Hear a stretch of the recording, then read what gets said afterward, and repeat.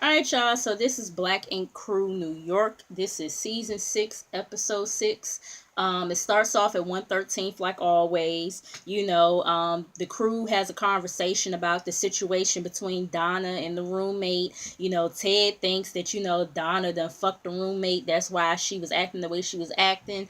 And I know we can't put nothing past Donna, but I don't think she fucked that old lady, at least I hope not. But so in the midst of them having this conversation, Donna walks in and she talking about some, I brought some bottles to celebrate. And I'm like, celebrate what? You getting into an altercation with your ex roommate? Like, what is there to celebrate? Like, y'all just find any old goddamn reason to get drunk, okay?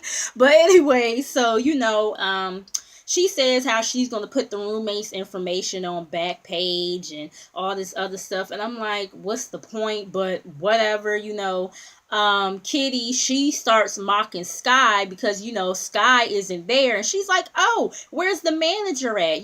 Since she's always talking about how she's the manager, like, I'm the manager, I run this, and y'all know how Sky do or whatever, that she was pretty much mocking Sky. So then we have Alex. He's meeting up with his baby mama somewhere. I'm not sure where they were meeting up at, but he's meeting up with her and his kid. His son is 2 years old, and he hasn't seen the baby mama and the son in like a month or something like that, he said, because they live far away. They live like 2 hours away, 2.5 hours away. And him and the baby mama, they messed around, during freshman year of college, and that kind of, she got pregnant, and that kind of put a strain on their relationship. So now they're just co-parenting. And he talks about how he got caught up in the streets and everything, and drugs and guns and all that, and how he pretty much wants to be a better example for his son. And his son was so cute, just wanted to pinch his little cheeks, and he just kept on smiling. It was really cute. So next we move on to the shop in Atlanta. C's is having a party as usual. And y'all know we only saw one tattoo this whole damn episode. Anyways, yeah, so like I said, C's is having a party as usual. Persuasion, she shows up and talking about this is my boyfriend, and kissing all up on him and everything. And he's like, I texted her and told her it was over, and she still didn't get it and everything. But y'all remember that meetup he had with her last week? I told y'all he didn't execute that shit properly. You know what I'm saying? Like, he was really talking as if he was trying to have a future with her, instead of just straight up saying, yo, I don't think this is going to work out. Like, But anyway, so Sky shows up, and everybody is looking like, where this bitch come from? I don't know if they had a certain look on their face because they don't like her or something, or they just was thrown off by her, because y'all know Sky is loud all the damn time. So yeah, but anyways, she was saying, C's needs to pick his mouth up off the damn ground and greet a bitch.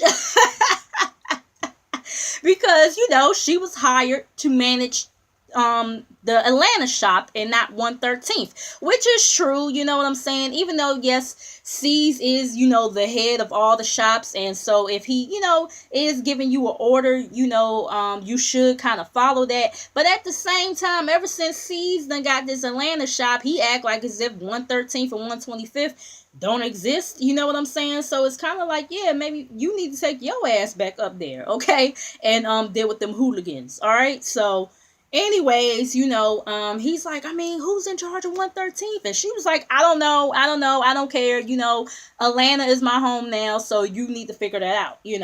So I said, ooh, they gonna run amok up in that damn shop. But anyway, so Sky, she's making like small talk with Persuasion and everything, and Persuasion is telling her, yeah, I'm in a relationship or whatever. And Sky's like, oh really, with who? And she's like, your brother.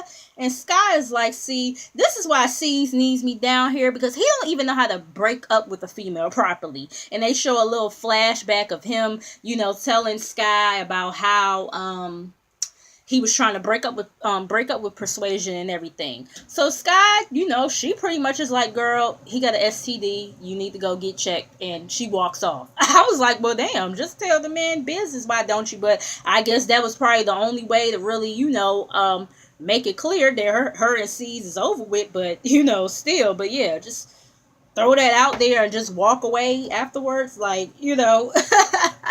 but anyway, so it's like around 3 something in the morning. Next thing you know, the police, they come through, they shut the whole operation down, and they got 400 petitions to shut down Black Ink. So then we have Donna, and she got the girl Jade, the new receptionist, with her to look for a new apartment. I said, you couldn't have found somebody else. Jade is fairly new, but I guess she got to get her camera time. But yeah, like I said, they're looking for a new apartment for Donna. And the first place that the realtor takes them to is like this basement apartment or whatever. And I was kind of nervous at first too, but they went inside, and it's actually a nice place. It's a 3-bedroom, but it's $4,000. I said, shit, New York, ooh, yeah, I would have to have a good, no, not even a job, a career to be living there, okay? I was like, what the hell? $4,000 for a 3-bedroom apartment, child. So anyways, Donna is like, oh hell no. They go to the next location. I think it's a 4-bedroom or whatever, and it's $2,000. And Donna, she's cool with that, considering that it is New York, and for it to be New York, that is reasonable. Whereas, if she was still in Cleveland, she could get a 4-bedroom house for $2,000. But, since it's New York, like I said, that's kind of like a bargain, So, the building manager, he comes up and everything, and he remembers her from, the TV, or whatever, from last week and everything, the situation with her roommate.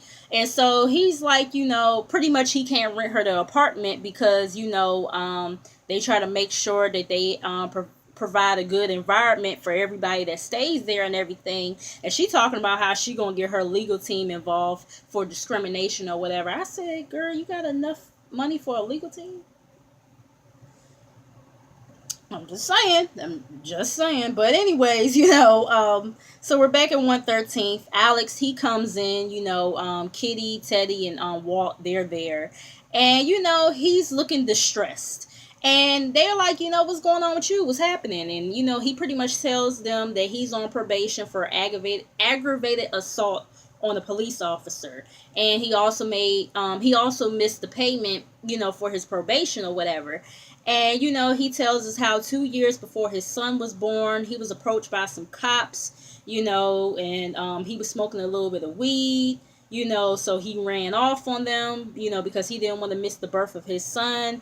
And they caught him and tackled him. And then apparently one of the cops got hurt real bad or whatever. Broken rib or some shit like that they was saying that, happened to the cop or whatever.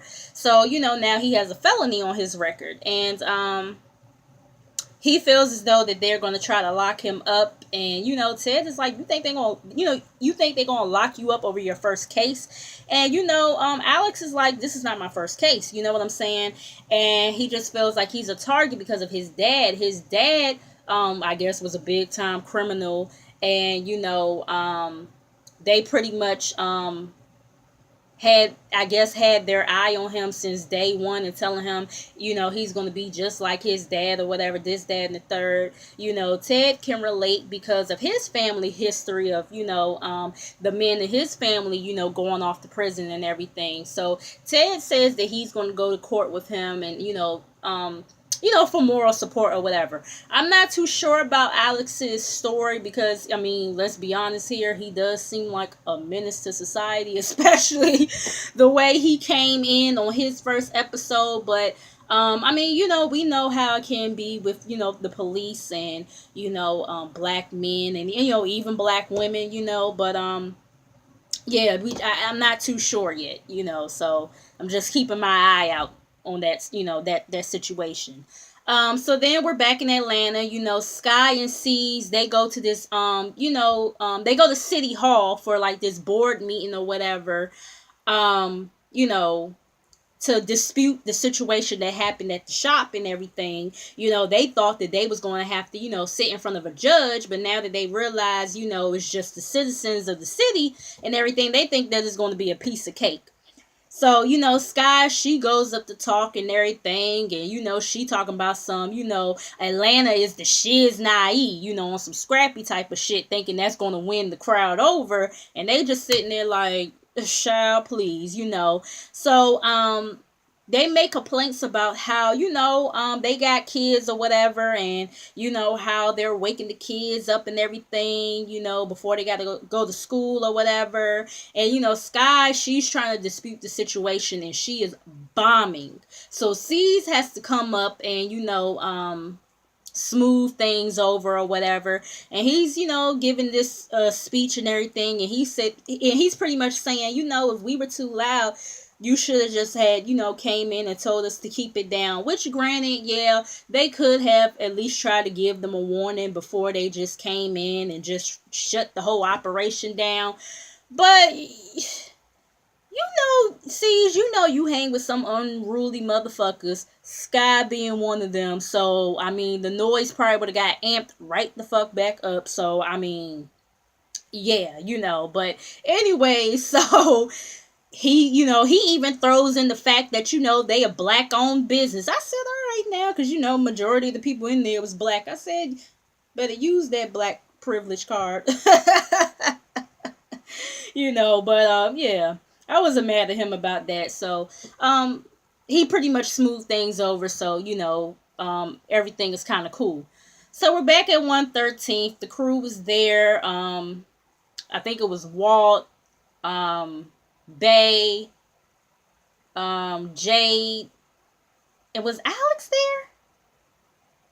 I think he was there, or no, or it might have been the other guy, Kevin. I think it was him that was there. But anyways, they all dressed in all black, but they kind of like dressy, like, in all black, because Donna told them to meet her there in all black attire. So, once Donna comes in, they all looking at her confused because she looked like she just about to, go out on the, running on the track or something like that. They like, what the fuck is going on here? So, she tells them the plan about egging and, TPing her roommate's house or whatever. And I'm just like, are we really in high school? Like, I remember like the high school kids, like when I was in middle school and elementary school, like around the end of the year, like the last day or so, they would like egg the buses and stuff, so we had to make sure we rolled the windows up before we got downtown or whatever, because we already knew that they was going to be trying to egg the bus and shit like that. And I mean, you don't want to have egg on your face. So yeah. And I mean, when I got to high school, I ain't never participated in no shit like that, because it was just like, but anyway, so I was just like, I mean, come on, you realize you can't catch a charge for this shit, right? For vandalizing and then also, putting her personal information out there. Like, I mean, really, Donna? But anyway, so they go on to the apartment or wherever to do all of this shit and everything, and they leave before the cops come, whatever. So then Bay, she's at her apartment. She gets a call from her mom. Her mom is telling her how her dad is saying, he knows where she lives at. You guys know the history with Bay's dad being abusive over the years, not only to her mom, but to her and her siblings as well. she's trying to tell her mom she wants her mom to come with her to the US and everything.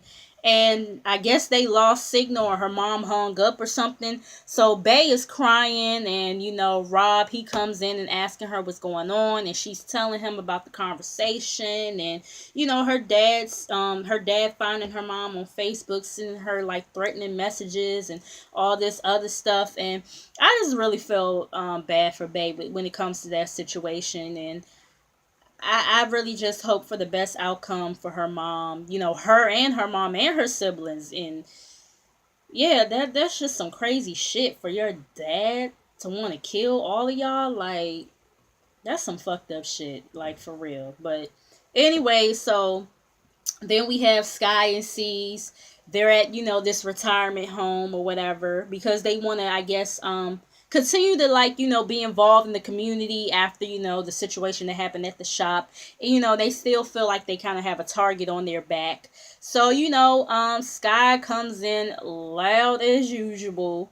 And the old people just looking at her like, who the fuck is this bitch? And she doing her little workout moves that she was doing, when she did her workout DVD last year or last season or whatever. And, she's bombing again, so C's has to come in yet again and kind of save the day. And he's doing some moves for them that's a little bit more easier for them, for them to do. They're playing bingo with them and also doing puzzles and stuff. And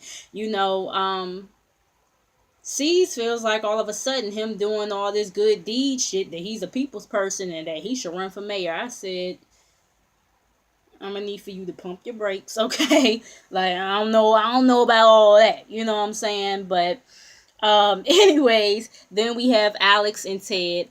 They're in Jersey. I guess Alex caught all these charges in Jersey. So the judge is saying how he had a payment plan that was $10, and his last payment was on March 1st, and he failed to appear in court, I guess back in June, and he said he didn't know nothing about the court date that he had in June or whatever. They saying how he's behind $82 and everything, and they're asking him, do you want to pay it today? And he's like, sure, I'll pay it today or whatever. And they're telling him, I guess like he got to pay $45, I guess, until he's off probation or something like that. So he's thinking like he's off the hook and everything, and I'm like, oh, okay, cool. Then the fucking judge, I was like, oh my god. The judge, well, actually, yeah, the judge, has the officer or whatever, come towards Alex and telling him to put his hands behind his back and putting him in handcuffs. And Ted is like, what the fuck is going on here? Like, am I in the Twilight Zone? Like, how did it go from him just having to pay some money to him being put in handcuffs? And the officer informs him that he got some arrest warrants from 2 different places. And I'm like, the fuck?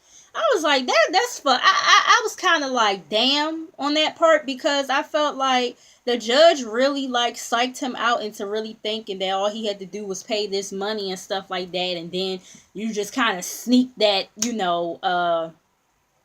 handcuff, putting the hands behind the back thing up in there, like, and hauling him off to jail. Like, I thought that was kind of fucked up, you know what I'm saying? But that was pretty much it, y'all. I'm sorry if I was kind of all over the place. Like, my mind is all over the place. I'm trying to get back into school mode, we missed like a couple of days out of school because of the weather down here in Virginia and everything, with the snow and stuff. So, and my sleeping schedule is off, even though I only have 1 class on campus, and then 1 class online is like, I still need to go to sleep at a certain time.